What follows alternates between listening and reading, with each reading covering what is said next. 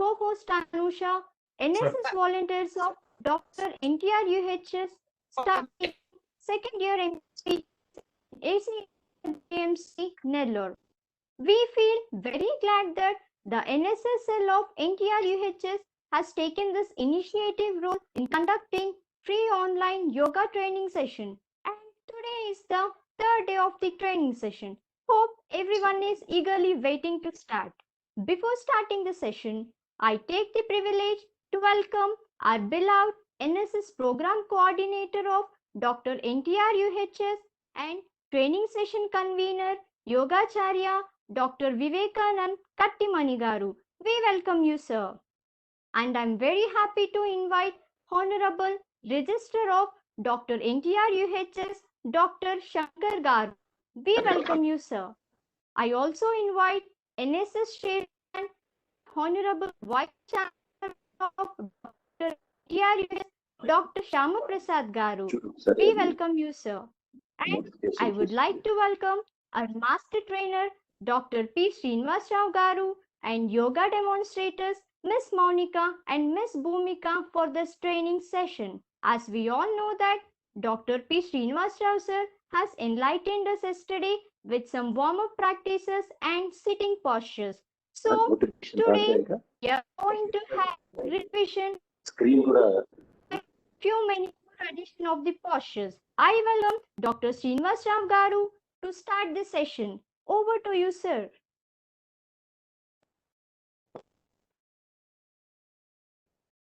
Good evening to all of you. Welcome to the. Am I audible? Excuse me. Sir, you are audible, sir.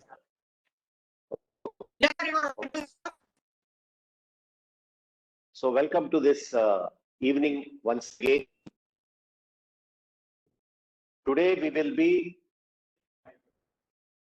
repeating whatever we learned yesterday, and we'll be doing a few more postures because many of you wanted some postures to strengthen your backs as well as to improve digestion and for your abdominal strength. Today's postures are mostly to do with that. So with this great initiative of Dr. NTR Health University under the expert guidance of Yogacharya Dr. Vivekanand, you should be able to take this to every house in which you are. You should be able to inculcate this idea in everyone in your house so that everyone will be spending some time every day on yoga. Because yoga works on the level of one's body, mind, emotion, and energy. Given this tries to more broad classifications of yoga: Karma Yoga, where we utilize the body; Jnana Yoga, where we utilize the mind; Bhakti Yoga, where we utilize the emotion; and Kriya Yoga, where we utilize the energy. So today we'll be doing the Kriya Yoga. Each system of yoga we practice falls within the of one or more of these categories. In addition to that, pranayama is what you have learned. Pranayama consists of developing awareness of one's breathing, followed by willful regulation of respiration as the functional or vital basis of one's existence. Yesterday, I talked about how inspiration will change the heart rate, the sinus arrhythmia, and how it is good for both the heart as well as the person. It helps in developing awareness of one's mind and helps to establish control over the mind. In the initial stages, this is done by developing awareness of the flow of the in-breath and out-breath, which is called as swasa, praswasa, through the nostrils, mouth, and other body openings, its internal and external pathways and destinations. Later, this phenomenon is modified through regulated, controlled, and monitored inhalation, that is monitored swasa, leading to the awareness of the body space getting filled, which is called puraka, and the space remaining in a filled state, which is called kumbhaka, and it getting emptied, which is called rechaka, during regulated, controlled, and monitored exhalation. praswasa. After that, we'll be doing pratyahara, which indicates the dissociation of one's consciousness from the sense organs, where we'll be doing it in one asana. Then we'll be doing dharana, which indicates broad-based field of attention inside the body and mind, which is usually understood as concentration, which we generally talk about as concentration. So dharana is for improving our concentration. And finally, dhyana is contemplation, focused attention inside the body and mind, and samadhi, which is the total integration. So we will start this evening session with a prayer to sage Patanjali.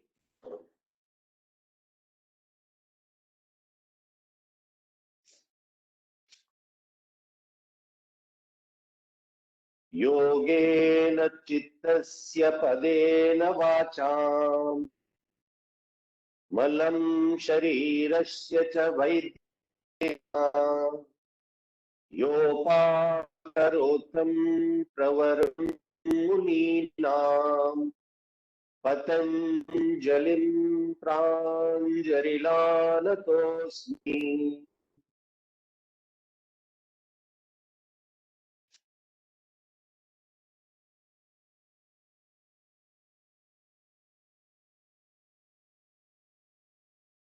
Now we will go to the revision of the postures of yesterday, that is day 2, after we do the Chalana Kriyas, that is the loosening practices. So we will sit and do the neck exercises. First, we have to look down, slowly go up, go back, center, and forward. This you repeat 2 or 3 times, and then we will be doing the side neck bends.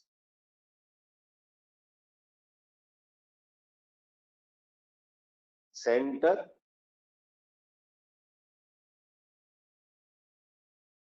center. Normally we do this 2 or 3 times. Now we will be doing the neck sideways bend.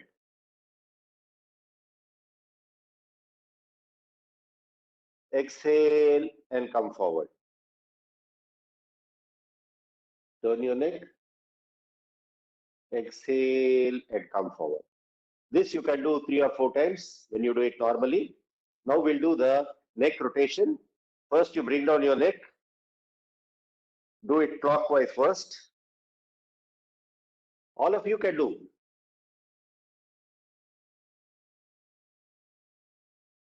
Center. Now do the anti-clockwise.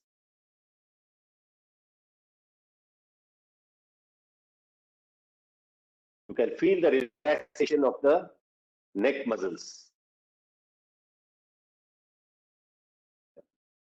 Now we will stop. Now we will do the trunk movement while sitting. See, all this can be done standing also. First day you saw that we were doing this standing. So we are repeating this with sitting posture. The trunk movement, first you bring the hands forward. Now you touch the hand to the shoulder. Come forward, slowly. Now do the opposite side. Touch the hand to your shoulder, then bring it forward. This is for the trunk movement. You can do it 3 or 4 times. Finally, we will do the, we will avoid the neck knee movement today. Yeah.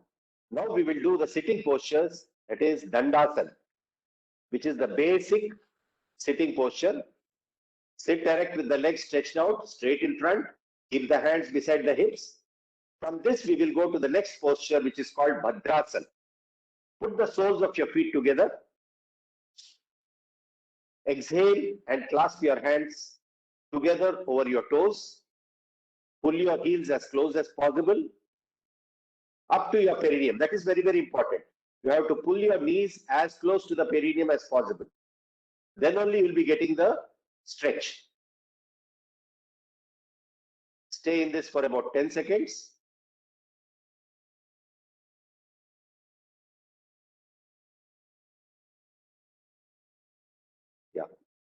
If your thighs are not touching or are not close to the floor, place a soft cushion underneath the knees for support. This is the final position. Yeah, it keeps the body firm, stabilizes the mind, keeps the knees and hip joints healthy, helps to relieve knee pain. Yeah, now we will do the Vajrasana. First, sit in Visramasana. Yeah, you relax from this posture. Then come to Dandasana. Now fold your legs and sit on your heels.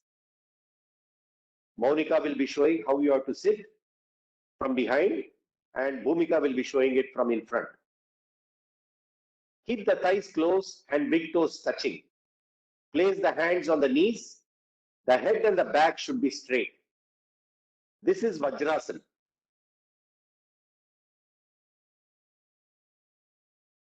Yeah. Now come back to the resting Dandasana.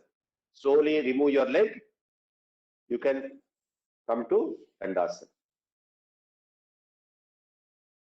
Now we will do the next posture, which is called the half camel posture, Ardha Ustrasana. First you come to Vajrasana. Ustra means camel. Stand on your knees. Place the hands on the waist with the fingers pointing downwards. Keep the elbows and shoulders parallel. Bend the head back and stretch the neck muscles. Inhale and bend the trunk.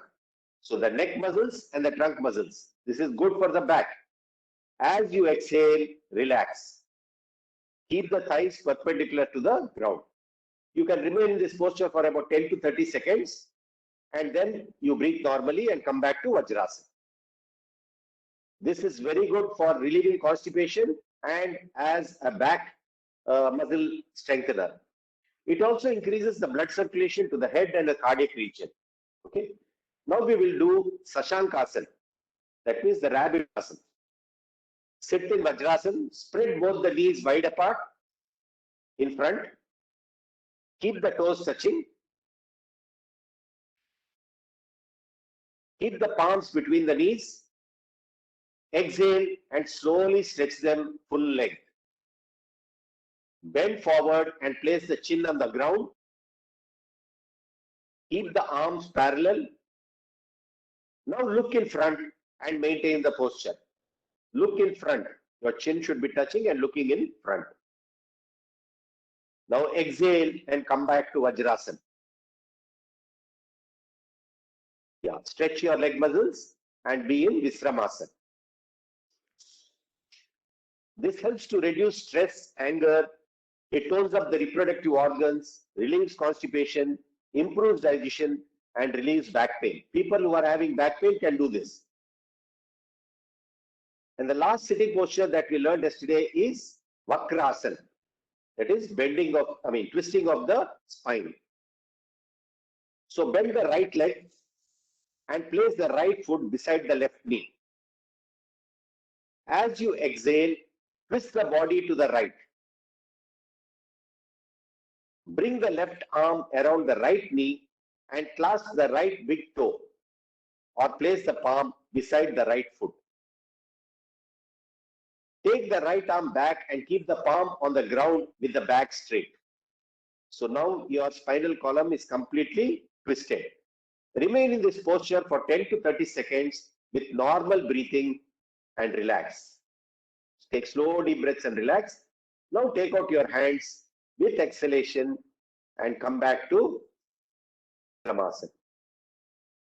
This increases the flexibility of the spine, helps to overcome constipation, stimulates the pancreas, and helps management of diabetes. So remember, this is a very, very good posture. You will not be able to do the full posture in the first sitting. You practice this every day, then you will be able to do as well as Miss Monica and Miss Bhumika are able to do it today. Now we will just do the pranayam we learned yesterday, which is called the Nadi Shodhana Pranayam. So for this, sit in any meditative posture. Sit in any meditative posture. You can sit on a chair also. Most important is Keep the spine and the head straight with the eyes closed. So you can sit in Padmasana, you can sit in Sukhasana, you can sit in Virasana, or you can sit on a chair. Relax the body with a few deep breaths. Take a few deep breaths. Now keep the left palm on the left knee in Jnana Mudra. Jnana Mudra means you are, now Monica is showing. So you are making a circle with the index finger and the thumb. Other three fingers are straight. Now you are putting it on your knee. With the right hand, you should be able to do the Nasagra Mudra. That means the ring and small fingers of the left nostril, fold the middle and the index fingers, place the right thumb on the right nostril. Breathe in from the left nostril, then close the left nostril with the small and little fingers and release the thumb from the right nostril. Exhale through the right nostril. Next, inhale through the right nostril. At the end of inhalation, close the right nostril, open the left nostril, and slowly exhale through it. This completes one round of Nasishodhana or Anulom Vilom Pranayama. You can repeat about 5 rounds. But remember, for beginners, you can do it with equal timing. After some time, gradually try to make inhalation half of the exhalation. That means exhalation should be double the inhalation. So you start counting 1, 2, 3, 4, 5 when you inhale. And when you are exhaling, start counting 1 to 10. 1, 2, 3, 4, 5, 6. So it will be double. All the pranayams you are learning are very good for this. It also helps in people who are having asthma and also relieves disorders. So this completes yesterday's revision. Today we will be doing prone posture and supine postures. Prone postures means what you do on your stomach, and supine postures are what you do on your back. So the first prone posture is called Bhujangasana. Bhujanga means cobra. So this is called the cobra posture. In this asana, the body is raised like the hood of a snake. First, you sleep in a prone posture. That means you are sleeping on your in a prone posture. Lie down on your stomach. Rest your head on your hands and relax the body. Now join your legs. Stretch your arms. Keep the forehead on the ground. Now place your hands just beside the body. Place your hands just beside the body. Keep the palms and elbows on the ground. As you inhale slowly, lift the chin and chest and come up only up to the navel level. Slowly increase and come up only up to the navel level. Stay there comfortably. Take slow deep breaths. This is called Sarala Bhujangasana. This is not the final posture. This everyone can do. Here you are coming up only up to the navel level and you are taking normal breaths. This is called Sarala Bhujangasana. Now come back and place your forehead on the ground. Yeah. Keep your palms beside the chest where your elbows were. That means it should go a little down. Yeah. And raise the elbows. Inhale with the chin and chest up to the navel. You have to lift it up to the navel region. This is the final Bhujangasana. Look at them. They are looking like cobras. Exhale slowly. Rest your forehead on the ground and place your palms and rest on your head on the palms and spread your legs and relax. Keep the legs firm so that no load or strain is felt on the lumbar spine. This you have to be very careful. There should be a stretch only. There should not be any load on the lumbar spine. This asana is best for stress management. It reduces abdominal fat and elevates. That means it decreases constipation. It also helps to remove backache and bronchial problems. But a word of caution, those who have undergone abdominal surgery should avoid this asana for 2 to 3 months. Those who suffer from hernia or ulcers should not practice this asana. Everyone else can do it. This is very good for the back muscle. It helps to increase the strength of the back muscle. Now we will do a relaxing posture which is called Makarasana. Makara means crocodile. In this asana, the body resembles a crocodile. Okay, a crocodile without a tail, of course. It is a relaxing posture in prone position. Lie down on your stomach with the feet wide apart. Both your feet have to be wide apart. Feet are pointing outwards. Both the feet are pointing outwards. Bend both the arms and place the right hand on the left hand. Bend both the arms and place the right hand on the left hand. Place the forehead on your hands. Place the forehead on your hands. Keep the eyes closed. This is Makarasana. This asana is practiced for relaxation in all prone postures. Suppose you have done asana. Immediately don't go to the next asana. You relax in this Makarasana posture, then you go to the next posture. It promotes relaxation of the lower back, helps in recovery of back problems. It is indicated for all orthopedic ailments. It is useful to counter stress and anxiety. Avoid this in case of low blood pressure or severe cardiac problems and pregnancy. So all these people have to be careful even when they are doing this relaxed posture. This, you are sleeping on your abdomen. Next, we will be doing Salabhasana or the locust posture. Salabha means locust. Locust means midata in Telugu. Okay, it's something like, it looks something like a grasshopper. This is also in the prone posture. Lie down on your stomach in Makarasana. Rest the chin on the floor. Keep both the hands beside the body. Palms are facing upwards. Inhale. Raise the legs off the floor as much as you can without bending the knees. Raise the legs without bending the knees. Extend the arms and legs well to ease and lift the body off the floor. Stay in this position for 10 to 20 seconds, breathing normally. Don't hold your breath. Then exhale and bring the legs down towards the floor. Now rest for a few seconds in Makarasana. Remember, for those who are beginning, sir? Sir, can be make a perpendicular, no? Like she can go towards the toe side. Okay. She can go to the toe side instead of side by side. One can be. Okay, sir. Yes, sir. Thank you.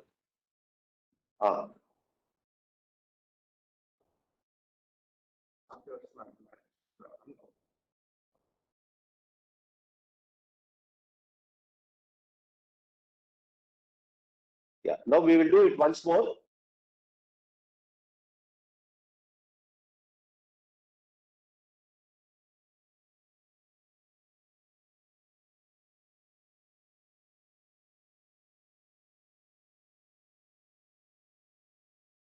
Now they are in Makarasana. This is called Makarasana. We will do Salabhasana once more. Rest the chin on the floor. Keep both the hands beside the body. Palms are facing upwards. Inhale. Raise the legs off the floor as much as you can without bending the knees. See, the knees are not at all being bent. Extend the arms and legs well to ease and lift of the body off the floor. So you can lift the body also off the floor. Stay in this position for 10 to 20 seconds. Then exhale and bring the legs down. Rest for a few seconds in Makarasana. You have to pull up the kneecaps and squeeze the buttocks to improve the posture. This asana is more beneficial when performed after Bhujangasana. This helps in sciatica and lower back ache, tones the hip muscles and those in the kidney region, reduces the fat on the thighs and buttocks, good in weight management, helps the abdominal organs, aiding digestion. Now, this posture for people who are in the beginning, just now Moglika will show by raising only the one leg. Yeah, you can raise. See, now she has put her legs, only one leg, and the other leg she is putting down. Now she'll put this leg down, slowly raise the other leg. Raise the other leg, keep it for some time, take normal breaths, then come back. Then come back. So by this practice, you can improve the strength and finally for the final posture. You can first practice for a few weeks like this, and then you can go for the final posture. Cardiac patients should avoid this posture. Please proceed cautiously in case of severe lower back pain. People with severe lower back pain, it is better you not do this. First you do the relaxing postures only. After it comes down, the pain comes down, you can do this. People with high blood pressure, peptic ulcers and hernia should also avoid this posture. Now we come to the next posture, which is called Setu Bandhasana, bridge posture. Setu means bridge. In this posture, the body is positioned like a bridge, hence the name. First, you are supine, you are lying down with your back. Yeah. Lie down, keep your legs straight, you are in Shavasana. Keep your legs straight, you are in Shavasana. Hands, yes. Bend both the legs at the knees and bring the heels near the buttocks. Bend the legs to the knees and bring the heels near the buttocks. Hold both the ankles firmly with your hands. Keep the knees and feet in one straight line. The knees and feet should be in one straight line. Slowly raise your buttocks and trunk up as much as you can to form a bridge. Slowly raise your back. Yeah, very good. Remain in this position for 10 to 30 seconds with normal breathing. You should not hold your breath. Remember, take normal breathing. Exhale and slowly return to the original position. Now relax in Shavasana.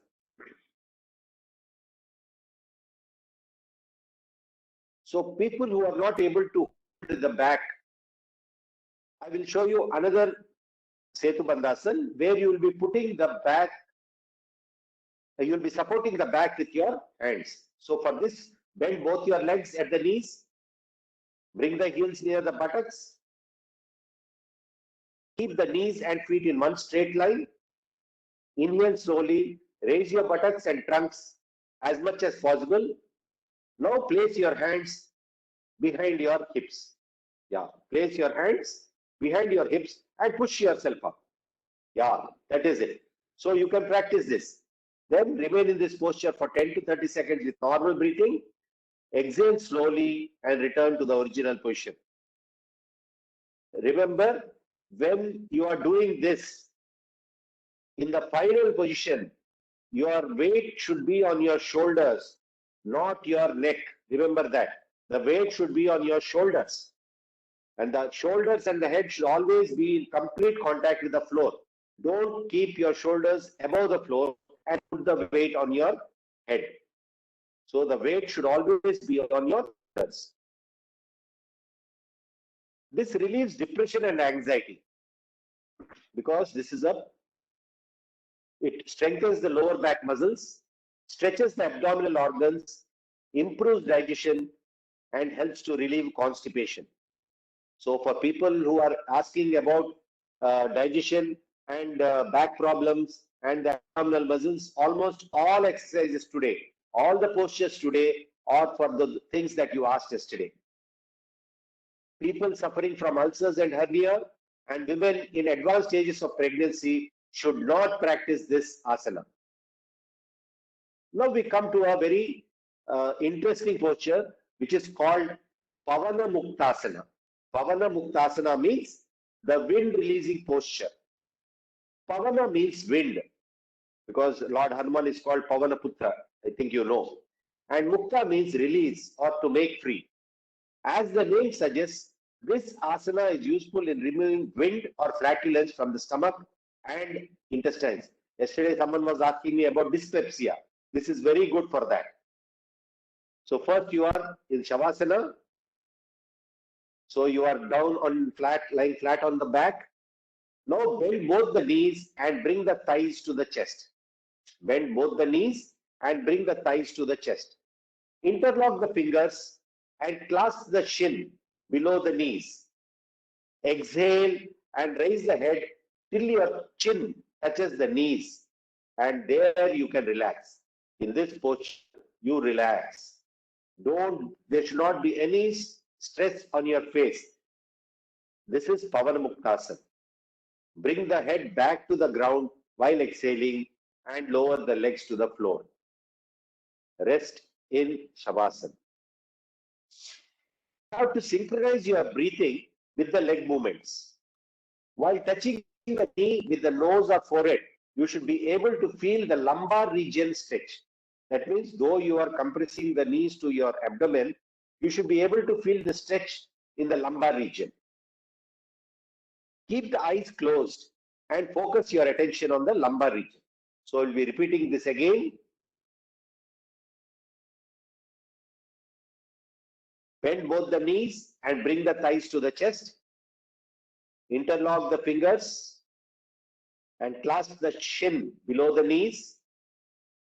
Exhale, raise the head till your chin touches the knees and relax. Take slow deep breaths. This is Pavana Muktasana. Finally, bring the head back to the ground.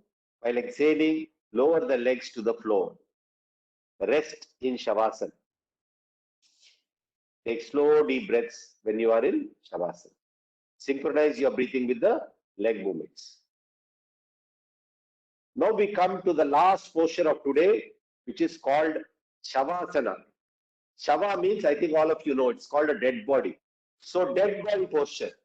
This is the most difficult posture to perform because your mind is active, but your total body should become inactive. So your mind should be not at all working in this posture. So this posture is not only for the mind, it is also for the body. Your concentration will be on the breathing that you are doing. So for this, what you have to do, lie down on your back with arms and legs comfortably apart. There should not be any stretch in any part of your body. Your hands are totally relaxed, your legs are totally relaxed. It is as though you don't have your hands and legs. You can't feel anything. The palms are facing upwards and the eyes are closed. Close your eyes. Relax the whole body consciously. You can do that from your feet. Relax the feet. Relax the knee muscles. Relax the thigh muscles. Relax the abdominal muscles. Relax the chest muscles. Relax the shoulder muscles.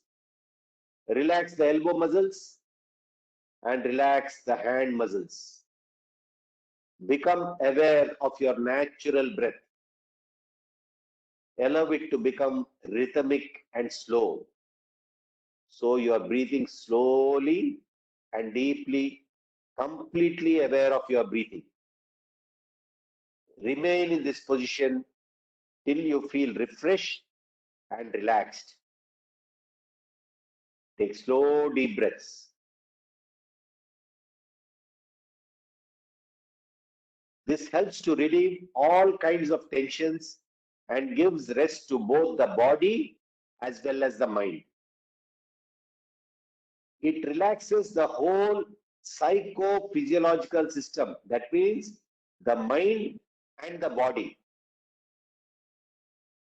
The mind, which is constantly attracted to the outer world, takes a U-turn and moves inwards, thus gradually getting absorbed. The mind is active only when it is going outwards. It becomes totally inactive when it goes inwards, it gets absorbed. As the mind turns quiet and absorbed, the practitioner remains undisturbed by the external environment. This is something like you are in deep sleep, but you are aware of it. See, when we go to deep sleep, we are not aware of the deep sleep stage, isn't it? But Shavasana is a state where it resembles deep sleep, but you are 100% aware of it. It is found very beneficial in the management of stress and its consequences. It is always preferable that after you do the yoga postures, right from the standing postures, sitting postures, back, supine, prone postures and everything, always suppose it takes 45 minutes to do all those. 15 minutes you relax in Shavasana. Okay. Or some people, what they do half an hour of postures, relax in Shavasana for 10 minutes, and then do the pranayama. I would prefer you do the postures, you do pranayama, and then relax in Shavasana. There, when you come out of Savasana, you'll be totally relaxed. It will be very, very refreshing. It will be as though you are going to conquer the world. You'll be as though you'll be feeling as though you are having so much of strength in you. Now we come to the last part, that is the dhyana in Sambhavi Mudra.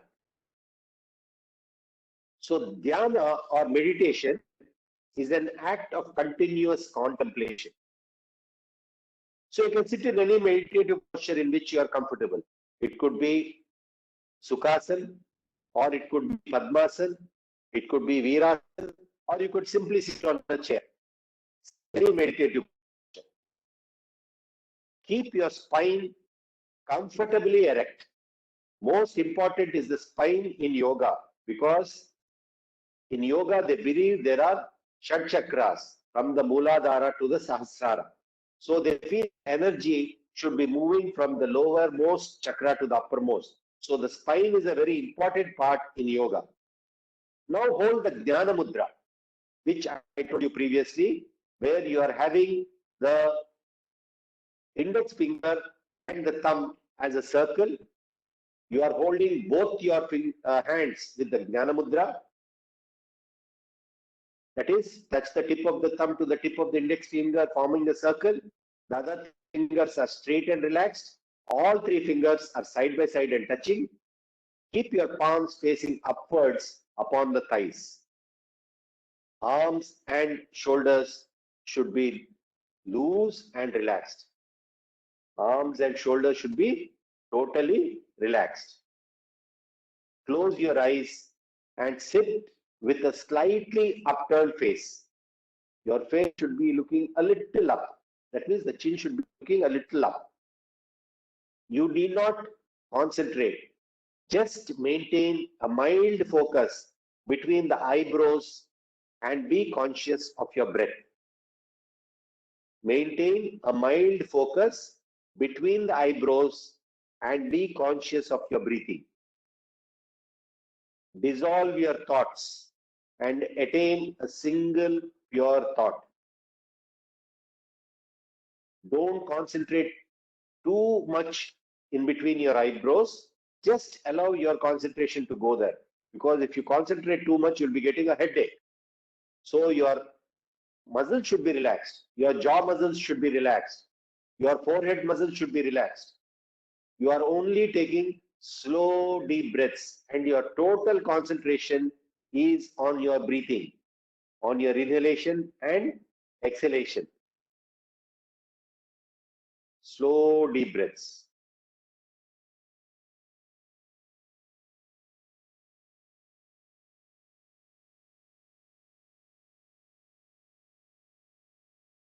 So for beginners, music can be played in the background during meditation. Stay as long as you can. Meditation is the most important component of yoga practice. It helps the practitioner to eliminate negative emotions like fear, anger, depression, anxiety, and to develop positive emotions. Keeps the mind calm and quiet.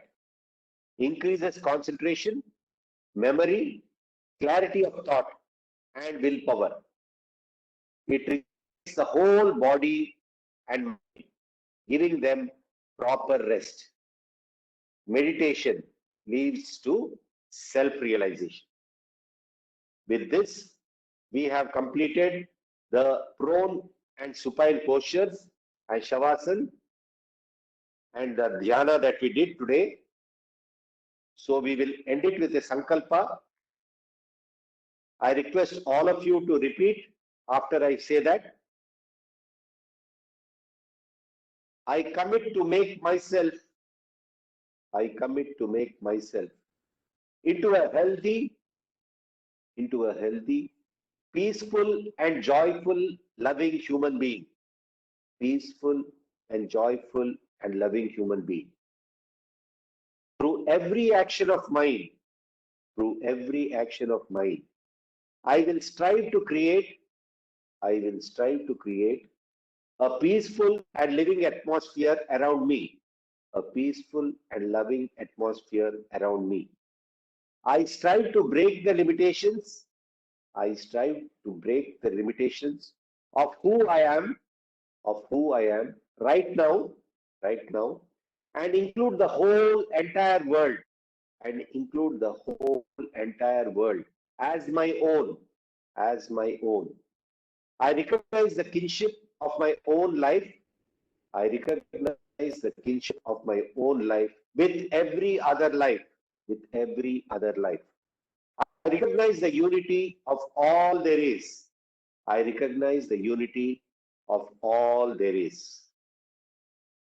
So let us end with a prayer.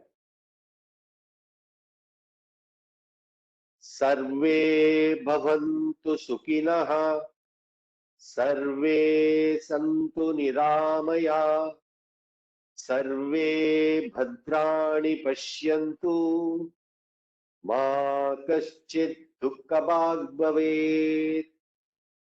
Om Shanti, Shanti, Shanti. The meaning of this is, may all become happy, may all be free from illness, may all see what's auspicious, may no one suffer. Om, peace, peace, peace.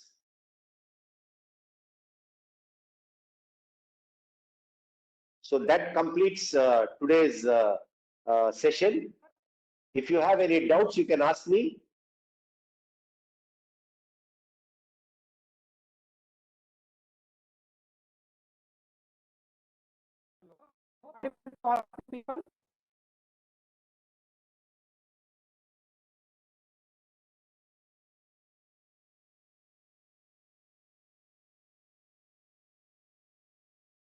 Okay, someone has asked me about the popping sound in the shoulder. Yesterday also they asked me.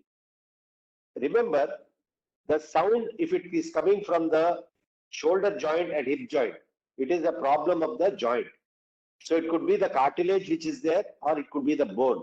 But if it is a popping sound, most probably it is a cartilage. Generally, if you get an X-ray taken, you will be able to make out whether the problem is in the cartilage around the joint, or it is because of the bone which is present there. But remember, if it comes to the shoulder, sometimes though the sound may not be there, you may be having severe pain in one shoulder.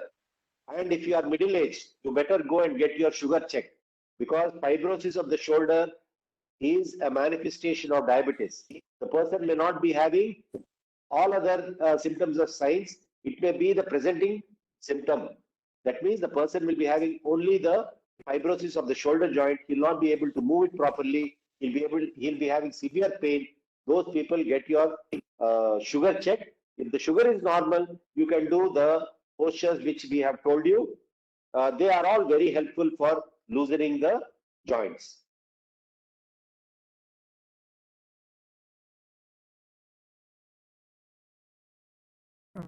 Thank you very much, sir. I hope I'm audible to everybody. Now it's Sir, I hope not very clear, sir. Voice is not very clear. Looks like tomorrow we are having yoga competitions at 5 o'clock. 5 to 6 yoga competitions of Dr. NTR Health University yoga competition volunteers. Then as usual 6 to 7 is the session. So we'll be having the 3 judges. Those judges are going to judge the volunteers, and we are going to give them the asanas, and about 5 minutes time. 5 minutes time, the volunteer is going to perform. I hope I am clear. Sir, voice was not clear. There is a voice was breaking.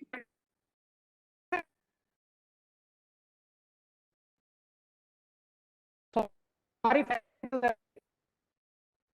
Voice is not clear.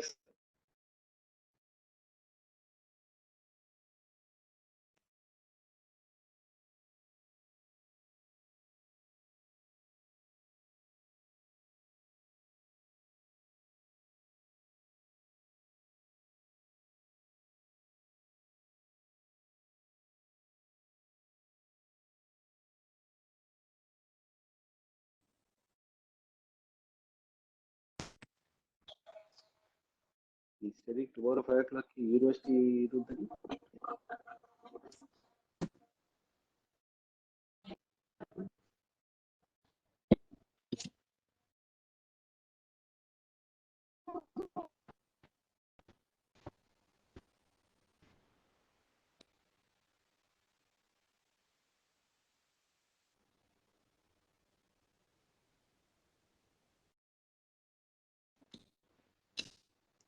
Signal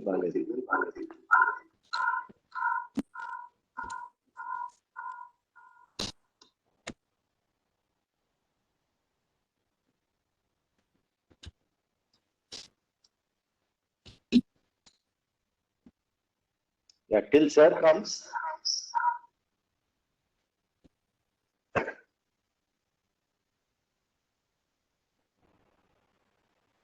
Yeah, someone has a doubt, question. What is the reason for severe burping immediately after the lunch? See, normally this happens when you are in college, because you have only half an hour or 1 hour. You have to eat it very fast, and the first half an hour you spend talking with your friends, and the last half an hour you try to eat very fast because you have some class. So what happens when you are swallowing? More amount of air will be going into the stomach along with your food. This happens in small infants also. Small infant babies, when they are drinking milk, they swallow a lot of air also. So when they burp, the milk will be coming out. The mother thinks that the child is vomiting everything. So for those children, especially when they are hungry, they try to drink milk more faster. Or especially people who are giving with bottle feeds. If the whole of the nipple is a little big, then it comes very fast. So for infants, you can reduce the speed, but for adults, that's why it is always asked in Indian tradition to sit comfortably, have a specific time for lunch, breakfast and dinner, and have your lunch, breakfast and dinner comfortably without any hurry.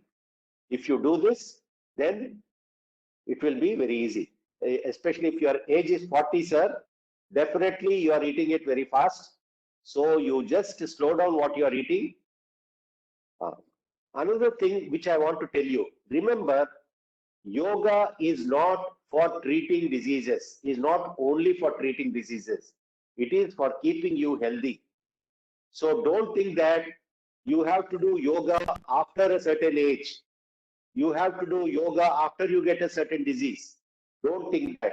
You'll be surprised to know the 3 fundamentals of health are very, very easy and it is freely available. What are they?